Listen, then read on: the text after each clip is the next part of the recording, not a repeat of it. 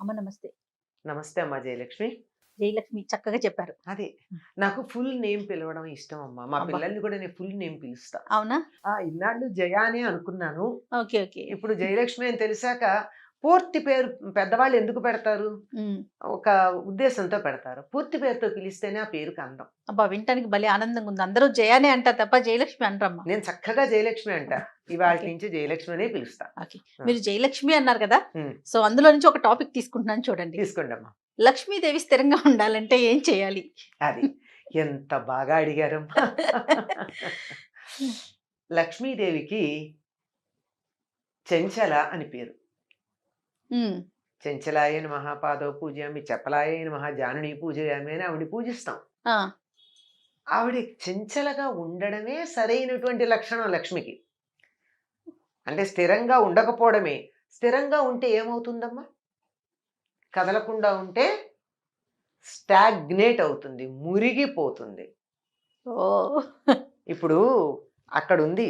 హ్మ్. మనకి స్విస్ బ్యాంక్‌లో మన వాళ్ళకి చాలా మందికి డబ్బుంది. ఆ! ఏమైంది? అలానే ఉంది. ఎవరికి ఉపయోగపడింది? ఆ రోజు పెట్టినప్పుడు ఓ 100, 1000, లక్షో, కోటో యూరోలు, హ్మ్. డాలర్లు. ఆ రోజు దాన్ని వాడుకుంటే బాగుండేది. ఇప్పుడు దాని విలువ ఏమైనట్టు? ఏదో యూరో విలువ పెరిగింది అంటారేమో! కానీ ఆ రోజు బంగారం కొనుక్కొనుంటే నాకింత విలువ వచ్చుండేది. హ్మ్. ఇవాళ అంతే ఉంటే ఏం పెరిగింది? ఆ రోజు నేను పొలం కొనుక్కునుంటే బోలెడు తినుండేదాన్ని. 10 మందికి పెట్టేదాన్ని. దానివల్ల ఇప్పుడు నాకేమిటి లాభం? కనుక ఏదైనా సరే చెంచలగా ఉండడం అన్నది లక్ష్మి యొక్క లక్షణం. సో, స్థిరంగా ఉండాలని కోరుకోవద్దంటారా? స్థిరంగా మన ఇంట్లో ఉండాలి గానీ, చంచలమైన స్థిరత్వం ఉండాలి. ఆవిడ కదులుతుంది. అది ఎలా ఉండాలో చెప్తున్నాను. ఇంగ్లీష్‌లో కూడా కరెన్సీ అంటాం. కరెన్సీ అంటే ఏమిటర్థం? కరెంట్. ఓహో! ప్రవాహశీలము. ప్రవహిస్తుంటేనే దానికి విలువ. కదలాలంటే ఎప్పుడు కదులుతుందమ్మా? వెళ్ళిపోవడం కాదు గదా! ఆహా! వస్తూ ఉంటుంది, వెడుతూ ఉంటుంది. వస్తూ ఉంటుంది, వెడుతూ ఉంటుంది. ఓహో! నీళ్లు అలా ప్రవహిస్తూ ఉంటే స్వచ్ఛంగా ఉంటాయి. ప్రవహించకపోతే వాసనొస్తాయి. వాసనొస్తాయి. నీరు స్వచ్ఛంగా ఉండడానికి ప్రవాహం ఎంత అవసరమో, ధనం కూడా దాని విలువ కలిగి ఉండడానికి అది ప్రవహిస్తూ ఉండాలి. వస్తూ ఉండాలి, ఇక్కడ ఉండకూడదు వెళ్ళి, మళ్ళీ అది వెళ్ళి రీజనరేట్ అవుతూ ఉండాలి. సరే. వస్తూ ఉండాలంటే ఏం చేయాలో చెప్పండి? అది. మీరట్లా అడిగారు అది బావుంది. ఎందుకంటే, హ్మ్. లక్ష్మి తాను ఉంటాను అని చెప్పినటువంటి ప్రదేశాలు కొన్నున్నాయి. తన స్థానాలుగా. హుహుహు. పసుపు, పువ్వులు, ఏనుగు యొక్క కుంభస్థలం హ్మ్. లక్ష్మీప్రదం అంటారు దాన్ని చూస్తే. అంటే ఇంట్లో పెట్టుకుంటే కాదు సుమా చూస్తే. ఆ! ఆ! లక్ష్మీ కళగా కనిపిస్తూ ఉంటుంది. అట్లా చెప్పినటువంటి ప్రదేశాల్లో దీపము హుహు. ఇలాంటివి. వా అలాంటి వాటిల్లో ఆవిడ ఇంకా ఇష్టంగా వచ్చి కాసేపు కూర్చోవాలి కదా! ఆ! అలా కూర్చోవాలంటే ఆవిడ కూర్చునే చోటు ఇవ్వాలా? ఇవ్వాలి కదా మనం. కూర్చునే చోట అక్కడ చెత్త వేస్తే ఎవరన్నా నేనే కూర్చోను. మీరు కూర్చోరు. ఎవరు కూర్చుంటారు? ఎవరు కూర్చోరు కదా! హ్మ్. కనుక ఆవిడొచ్చి కూర్చోవాలంటే సరైనటువంటి స్థలం ఉండాలి. శుభ్రంగా ఉండాలి. శుచిగా ఉండాలి. ఆ! శుచి, శుభ్రత అని రెండున్నాయి. ఆ 2 ఉంటే లక్ష్మీదేవి ఉంటుంది. హ్మ్. శుభ్రత అంటే పరిసరాలు నీట్‌గా ఉంచడం. హ్మ్. శుచి అంటే ఇది ప్రవర్తనకి సంబంధించింది. మన ప్రవర్తన సవ్యంగా ఉండాలి. అబద్ధం ఆడకూడదు. దొంగతనం చేయకూడదు. తిట్టకూడదు. చెత్త మాటలు మాట్లాడకూడదు. దురాలోచనలు చేయకూడదు. హ్మ్. ఇవన్నీ ఉన్న చోట లక్ష్మి తాను ఉంటాను అని చెప్పింది. ఇల్లు నాకు డబ్బు కావాలి. బావుంది. కానీ ఇల్లు చిమ్ముకునే ఓపిక లేదే. ఇల్లు శుభ్రంగా లేకపోతే ఆవిడొస్తుందా? ఏదో కష్టపడి ఇల్లు చిమ్మా. లేతే హ్మ్. ఎవరితోనో పెట్టి చిమ్మించా. కానీ నా బుర్రంతా చెత్తే. చెత్త. ఎవరిని మోసం చేద్దామా? ఏం అబద్ధం చెప్దామా? ఏ దొంగ ఎక్కడ ఏది కొట్టేద్దామా? హ్మ్. వీళ్ళు నాశనమైతే బాగుండు. వాళ్ళు అడుక్కు తింటే నాకు సంతోషంగా ఉంటుంది. ఇలా ఆలోచన చేస్తూ ఉంటే అటువంటి చోటికి లక్ష్మీదేవి అడుగు పెట్టదు, పెట్టదు, పెట్టదు. మనకి వరలక్ష్మి వ్రతం మొన్ననే అయింది. అవునమ్మా. వరలక్ష్మి వ్రతం కథలో ఏముంది ఆవిడ గురించి చెప్పారు? చక్కగా ఆవిడ అందరికీ చెప్పారు. ఇట్లా అంతేకాదు పూజ ఆవిడ ఏం చేసుకోమని చేసిందా? వ్రతం. తనంతట తానుగా వచ్చి ఈవిడ కల్లో కనిపించింది. హ్మ్. ఆవిడ ప్రవర్తన ఎట్లాంటిది? అత్తమామల్ని సజావైన ప్రేమగా ప్రవర్తన. చూసుకుంటూ, గయ్యాళి కాక, హితంగా, మితంగా మాట్లాడుతూ, ఉన్నంతలో సంతృప్తిగా చిరునవ్వులను చిందిస్తూ ఉండేది. హ్మ్. ఇది ఉంటే చాలు గదా!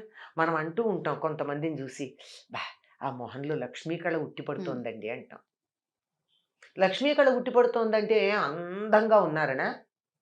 వాళ్ళేం పెద్ద అందంగా ఏమి ఉండరు. లెక్క ప్రకారం చూస్తే పెద్ద కళ్ళు కావు, కోటేరేసిన ముక్కు కాదు, మంచి రంగు కాదు, ఏమీ కాదు. కానీ చూడంగానే ఇంకా, ఇంకా, ఇంకా చూడాలనిపిస్తుంది. ఈల వేసి గోల చేద్దాం అనిపించదు గానీ, చెయ్యెత్తి దండం పెడదాం అనిపిస్తుంది.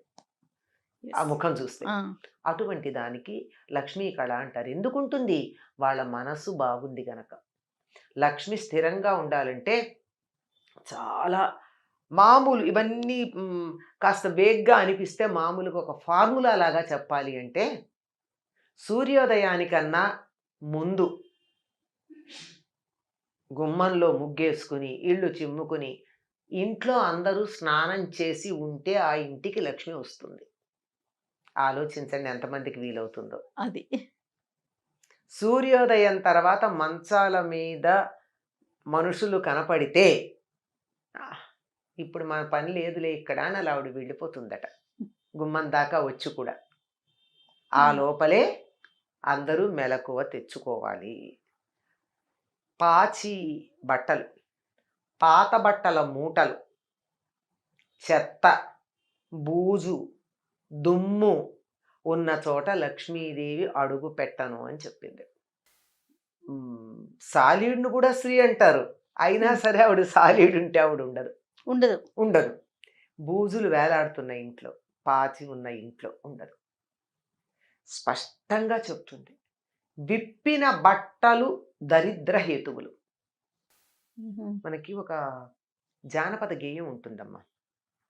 ఇంట్లో ఆడవాళ్ళు పాడుకుంటారు. ఆడవాళ్ళు పాడేదే. లక్ష్మీ జ్యేష్ఠ సంవాదం అది. హుహు. ఆ ఇద్దరు జ్యేష్ఠాదేవిది చెల్లెళ్ళు. అక్క ఆ! చెల్లెలిది. ధర్మరాజు యుద్ధంలో ఓడిపోయాడు. అరణ్యవాసానికి వెళ్ళాలి. సంపదలన్నీ వదిలేసి అంటే, జ్యేష్ఠాదేవి బాధపడుతుంది. ఆయన దగ్గరికి ఎట్లా వెడతాను? నేను వెళ్ళగలిగిన లక్షణం ఒక్కటి లేదు ఆయన దగ్గర అంటుంది. ఆ! జ్యేష్ఠాదేవి. ఆ! కట్టి విప్పిన బట్ట కట్టడే రాజు. ఆడి విడిచిన నీరు ఆడడే రాజు. ఎట్లా వెడతానమ్మా నేను? ఒకసారి కట్టుకున్న బట్ట మళ్ళీ కట్టుకోడు. ఆయన దగ్గరికి ఎట్లా వెడతాను? ఒకసారి కట్టుకుని విప్పిన బట్ట దాంట్లో జ్యేష్ఠాదేవి ఉంటుంది. అంటే మలినం ఉంటుంది గదా! అవును.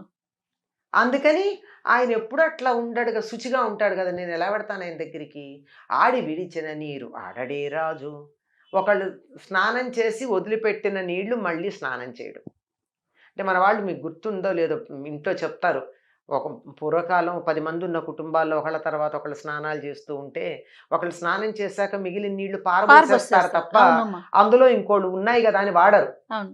ఒకళ్ళు స్నానం చేసి వదిలిన నీళ్ళని ఇంకోళ్ళు స్నానం చేయకూడదు. ఆ! అది దరిద్రం. ఇలాంటివి ఏవైతే ఉన్నాయో ఇవన్నీ చాలా చెప్తాయి. చేటలో పళ్ళను చెరపడే రాజు. ఇలాంటివి చెప్తుందంటే, అంటే పాపం లక్ష్మీదేవి కూడా ఉంటుంది. నిజమే మరి నేను మాత్రం వదిలిపెట్టి ఎట్లా పెడతాను ఈ లక్షణాలున్న వాడిని అని లక్ష్మీదేవి అంటుంది. సో, తాను వెళ్తాను అంటుంది. ఈవిడేమో నేను ఆయన్ని వదలలేనంటుంది. ఈళ్ళు జ్యేష్ఠాదేవి ఉంటే ఆయన దగ్గరికి నేను వెళ్ళలేను. ఒక్క లక్షణం కూడా లేదు నేను వెళ్ళాలంటే అని ఆవిడంటుంది.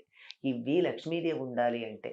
అంటే మొట్టమొదట ఇంటిని, ఒంటిని, ఒంటిని, బుద్ధిని. బుర్రని శుచిగా పెట్టుకుని సత్ప్రవర్తన కలిగి ఉంటే లక్ష్మి అంటే కరెన్సీ ఏమో తెలియదు కానీ అన్ని లక్ష్ములు ఉంటాయి.